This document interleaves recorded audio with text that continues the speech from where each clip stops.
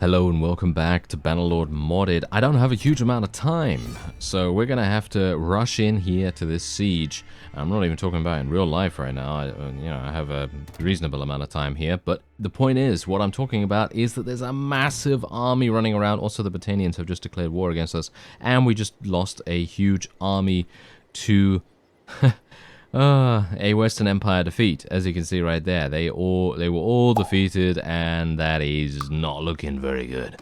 That is not looking very good at all. Anyway, as I said, we don't have a huge amount of time because there's a massive army running around. 1,500 units. That's 1,565 units or something like that that the guy has in his army. And I'm very worried about that, because they were just about to besiege Zionica, which is obviously one of my own fiefs, and I would prefer if that stays under my control. But obviously, we cannot always get what we want, can we? Anyway, hopefully I'm going to be able to take this, and that will maybe provide a little bit of a distraction, potentially, for that army. And then they'll be able to maybe focus on this a little bit and just kind of take the heat off of Zionica, at least for the moment. But of course, the main problem is that my allies' forces are just continually being defeated all over the place. And that is making a big, big difference to our presence on the world map. And the presence is actually kind of important, you know. It's very important to have a decent presence on the world map, because otherwise you can just allow your opponent to run and run and run all over your territory without having any issues whatsoever themselves. So that is obviously a big problem, and that's the reason why I'm kind of having to go in here pretty fast and just see if I can maybe do something about that, making sure that they don't you know, get too overconfident, or shall we say get too firm in their belief that they might be able to defeat us. We really do not want that. We want them very much to fear us and to think, oh, we really don't want to be fighting Mr. Byron, do we? But yeah, hopefully they're going to learn that eventually. As I slaughter all of their friends. Yeah, yes, thank you. But yeah, we have a bunch of people inside the walls now. There's about 600 units here, but this is exactly what I'm talking about. I went in here with just ladders, okay? Just ladders, as you do, as we've been doing for the last, I don't know, 10 or so episodes. This is what we've been starting to do with this new siege strategy that seems to be working quite nicely. But generally, this is the reason why we seem to be doing all right. Because obviously the strategy is fantastic, in my opinion at least. But the other thing is that you got to consider here, these units are nothing. They cannot really do much to us in comparison to the other units that we were fighting beforehand in one of the other sieges in recent memory. They really did a number on us at Jalmaris. That was really harsh. And this is hopefully not going to turn into the same thing, but of course they don't have that many units. They only have 600 or so, but generally 600 is quite a significant number as it is, so we do have to be a little bit careful, and I have to act efficiently myself anyway. We can't just run around randomly and, you know, do whatever, even though I'd like to do that because that's quite fun. But as it stands right now, I'm going to have to get as many kills as I can muster. Unfortunately, that is probably going to end relatively soon. As you can see right here, these enemies are, well, hunting me down pretty much. Thankfully, it seems like they're running away now, which is quite funny. Not entirely sure why they would decide to do that, but okay.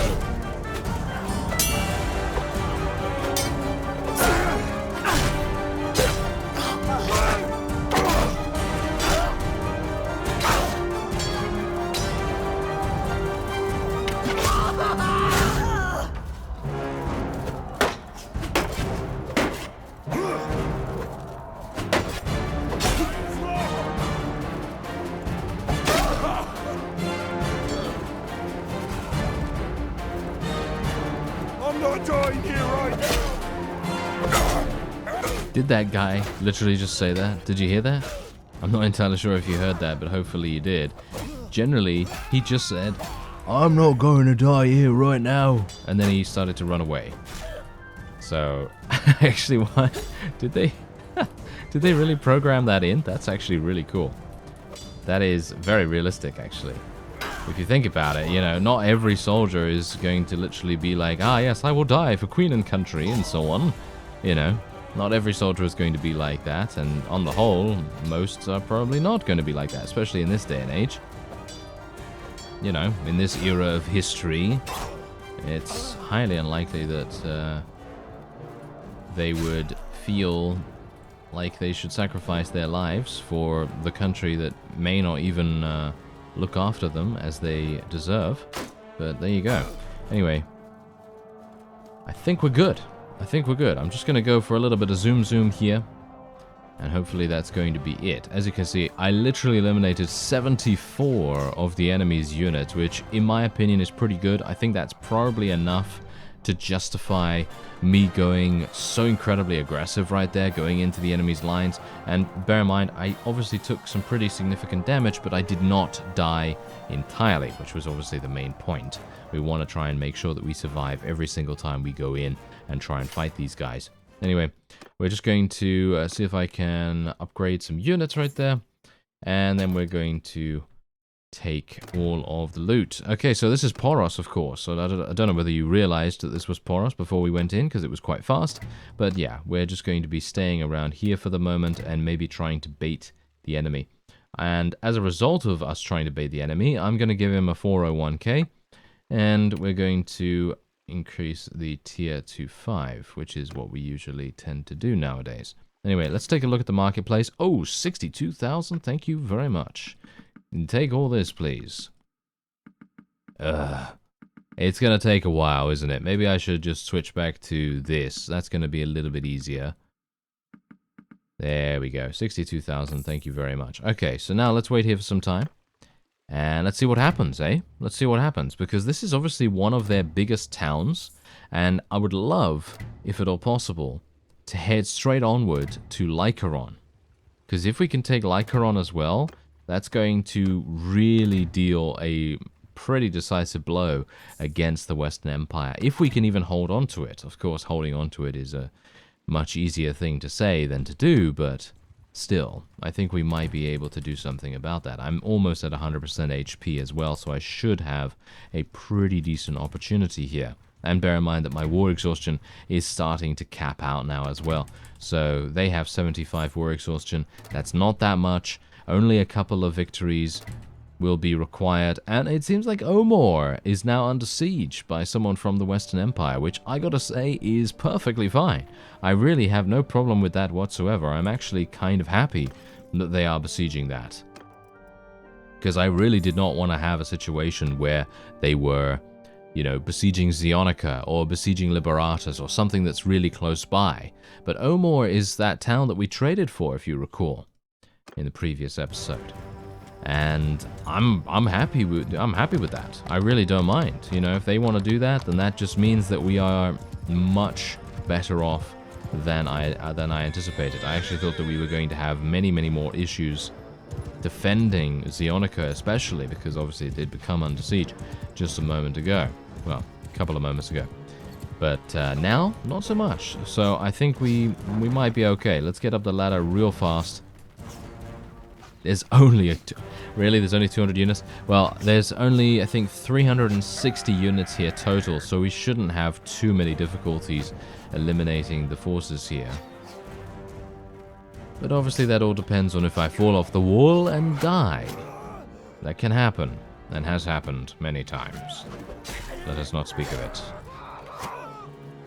And let's see if I can maybe take out a bunch of their archers. Generally, what I try to do, or at least what I hope to do, is eliminate as many units that are in range of our ranged units. Because if they die ahead of schedule, then our ranged units can actually do something more useful, like getting into the actual battlements themselves, shooting other people, just maximizing their efficiency, pretty much.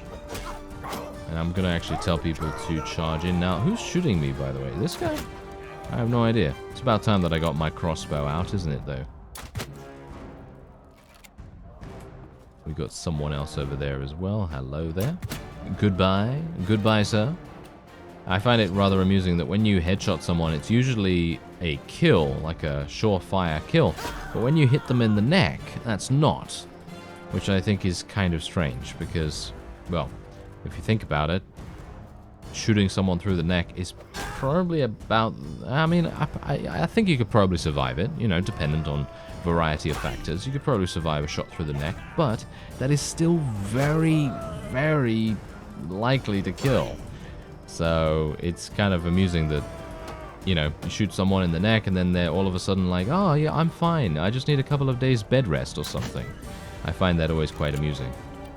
But obviously, again, it is a game and it is an RPG, so of course, you know, there are going to be those situations where you're not necessarily going to see the utmost in realism. Like, for example, I just did 89 damage to that guy's head, and he was still alive.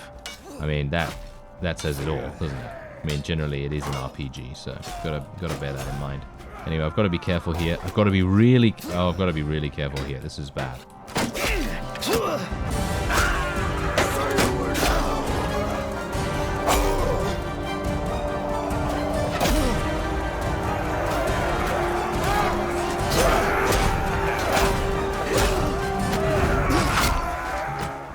Well, this is bad, isn't it? Okay, I need to get myself out of this situation. Thank you very much.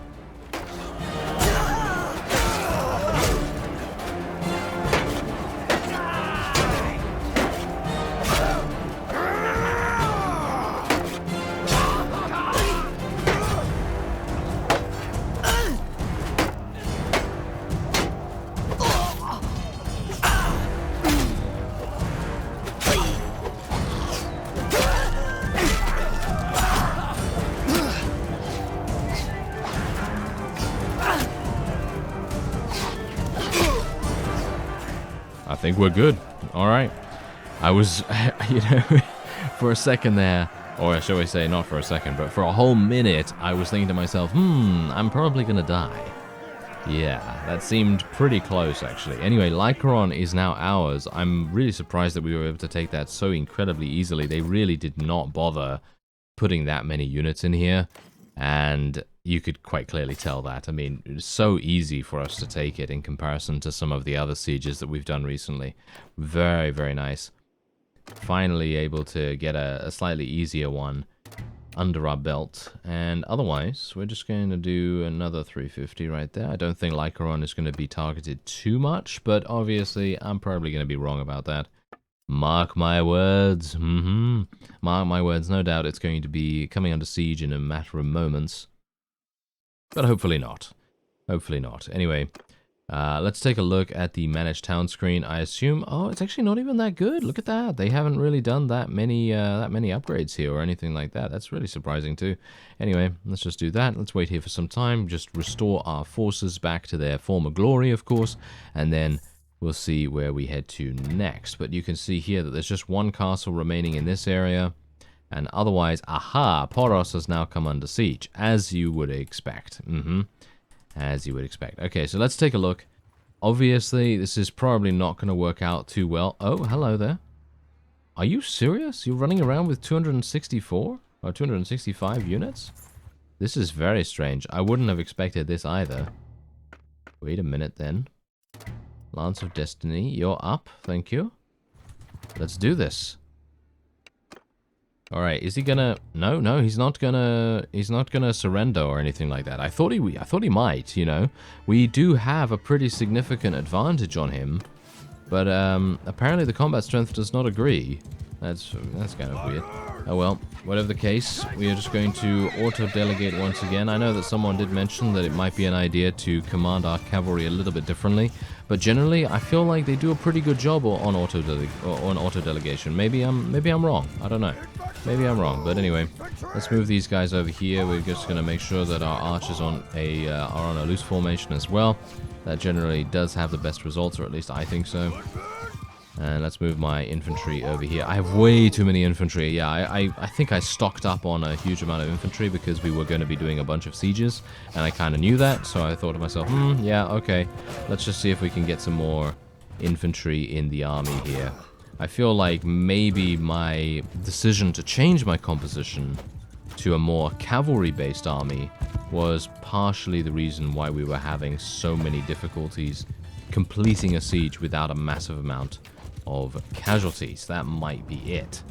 So that's definitely something that we need to look out for in future, because I'm thinking to myself, these field battles are not that difficult if you have a wide variety of infantry and archers anyway. Oh, Daria, you're dead.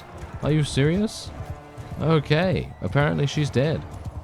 Well, I can't do much about that, unfortunately. That is a done deal right there. The Grim Reaper has come to say hello to her soul, and he's now taking it away. So that's obviously not very good.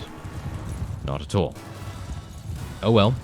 Never mind. I guess I'm going to have to try and find a new companion to take over for her. Now, that's the problem here.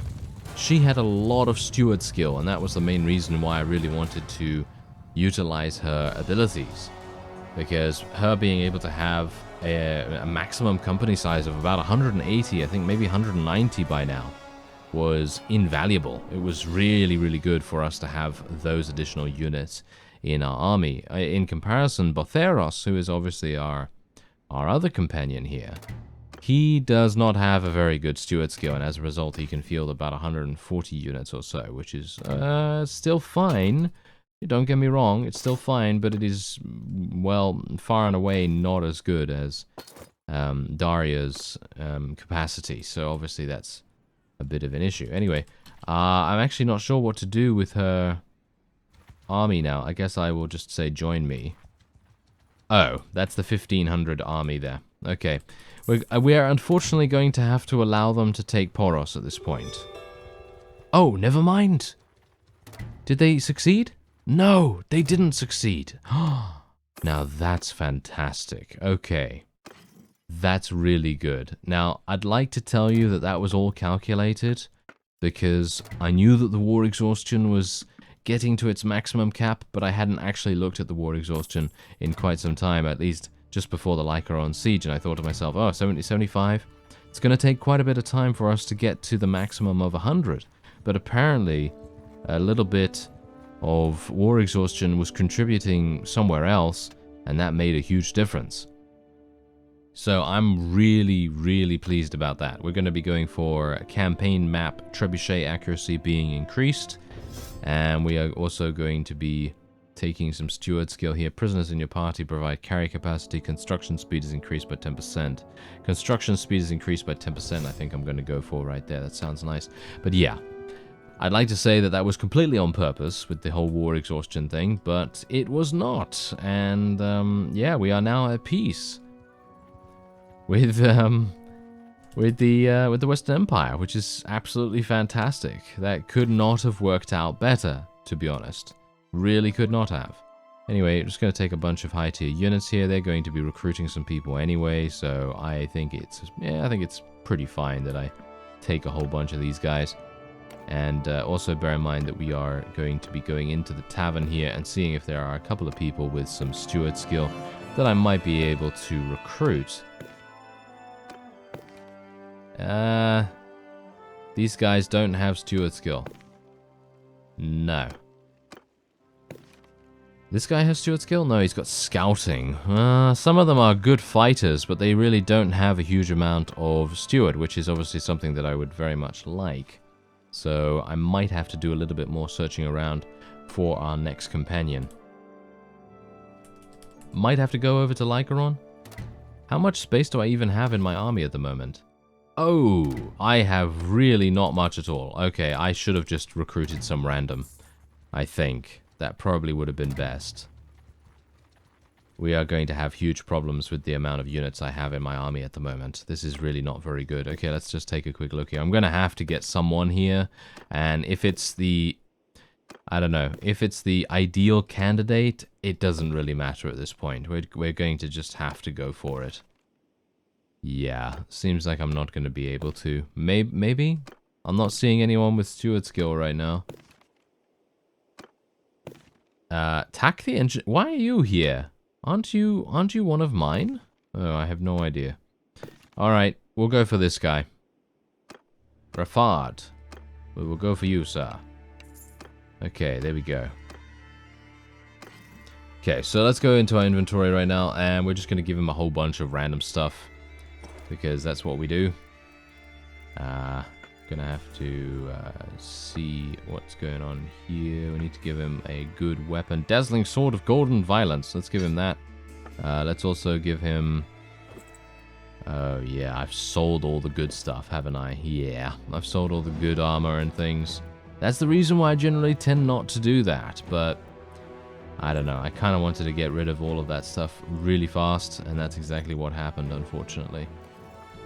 Alright, so here's Rafard of the Hills, and he has 152 spaces, so hopefully we're going to be able to make the most of that. And we're going to be giving him Militia. Why do I even want to bother giving him Militia? It makes no sense whatsoever, but we're going to do that nevertheless. And, wow, we have a lot of these guys. Let's give him a whole bunch of these then. And there we have it. Okay, yeah, that seems about right to me. Fantastic. And now he can join our army. So let's just do that real quick as well. There he is. Okay. So that is fine. We now have about 500 once again, which is really, really good. And we now only have one opponent. And we've been able to survive this long, really. Survive this long against the Western Empire and against, I don't know who else, the Sturgians and the Palatians and all that wonderful stuff. And it seems like they're, yeah, what? The Cortanian Vlandians took Sionon?